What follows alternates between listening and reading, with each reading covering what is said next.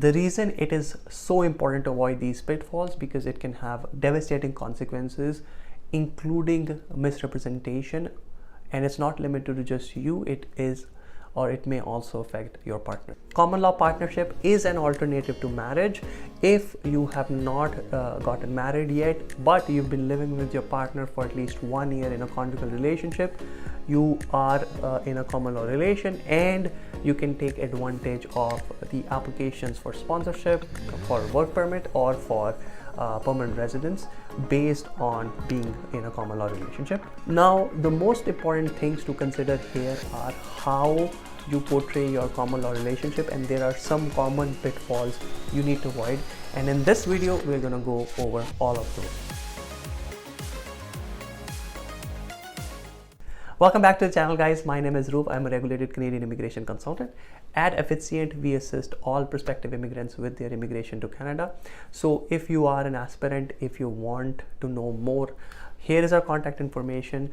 You can call us, you can email us, you can WhatsApp us, and we would be happy to assist you. Now, before we move into the common pitfalls that we need to avoid in a common law application, let's answer the comment of this week. This was a comment on our video on PGWP application and restoration of status, and here the applicant, the commenter is asking, what if your study permit expires after you've applied for PGWP? Once your study permit is valid and you've already applied for PGWP, then you get maintained status. What that means is, say that your study permit is going to expire on August 15, 2024, and you apply for PGWP on August 5th, 2024. After August 15th, you don't need to do anything. You automatically have the maintained status because of that PGWP application. You have a status, a legal status as a worker, and you can continue to stay here legally. You don't need to do any restoration or anything. You are not out of status. I hope this helps. Now, coming back to the topic of the video, that is how to avoid pitfalls, how to avoid common mistakes in a common law partnership application. And in this video, I'm going to talk about the most important ones, the most important thing you need to be careful about to avoid issues in the future in your application. So guys, when you apply as common law partners, you submit a declaration IMM 5509. This is a form that needs to be filled by you. It's a declaration that says that you and your partner have stayed together in a common law or a conjugal relationship from a start date till the end date, and that period has to be at least 1 year. And this declaration is done in front of a notary public or a commissioner of oath, commissioner for taking affidavits. And the meaning of this is that you are doing a statutory declaration.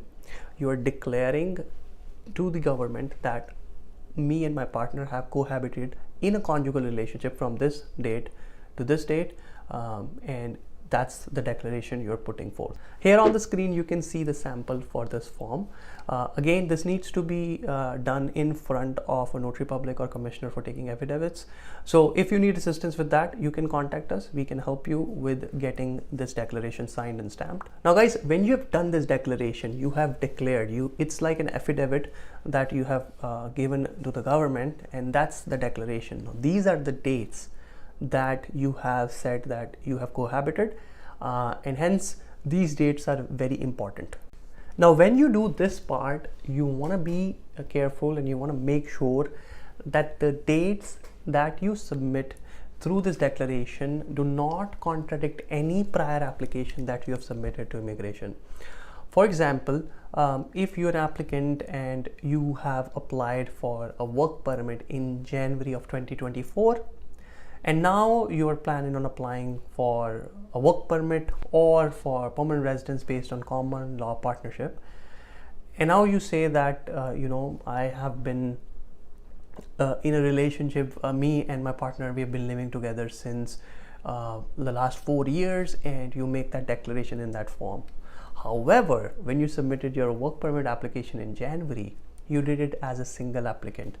You did not declare common law at that time. Now, that application that you did in January and what you're declaring today, there is a huge contradiction here, and this can open a can of worms for you and your partner. So oftentimes applicants who are applying for an application based on common law partnership, they try to give the entire like they try to prove the relationship, and they oftentimes end up giving more information that is than it is necessary, without thinking about the prior applications they have made. Now, you may have been in a relationship for 4 years already. However, if you have not declared common law partnership in the prior application, and you are declaring in the current application and telling the government that you have been in relation for 4 years, that can cause issues. Then the officer can come back and question you that why did you not declare in prior applications. Hence, it is important that you carefully analyze what are the dates you want to declare to prove or to establish your common law relationship. Now again, for common law, you need to be cohabiting, living in the same place, and you have to be cohabiting in a conjugal relationship. These are two important things. So you want to make sure that you consider these two factors, and also at the same time ensure that the dates that you provide do not contradict any prior applications you made. A common misconception is that the date you became common law partner was when you started living together. That is incorrect. Your common law partnership is established after you complete 1 year of cohabitation as conjugal partners. So you need to cohabit for 1 year as conjugal partner. What conjugal partners mean, that you are like a married couple, except that you're not married, but your affairs are like that of a married couple, and you are cohabiting as conjugal partner for 1 year. After you complete that 1 year, that's when your relationship status changes from single to common law. For spousal and common law sponsorship of permanent residence, there is another form, IMM 5532. This is the relationship story. So you need to also make sure that the 5409, that is the statutory declaration of common law union, matches 5532, and you make sure that things are not placed all over the place. They are well in line, the story lines well when you are submitting this application.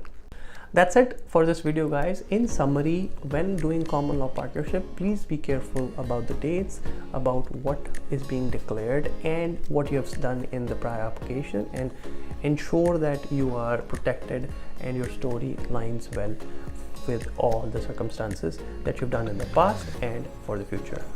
If you like this video, guys, please hit the like button, subscribe to the channel and hit the bell icon so you are notified about any new video that we upload.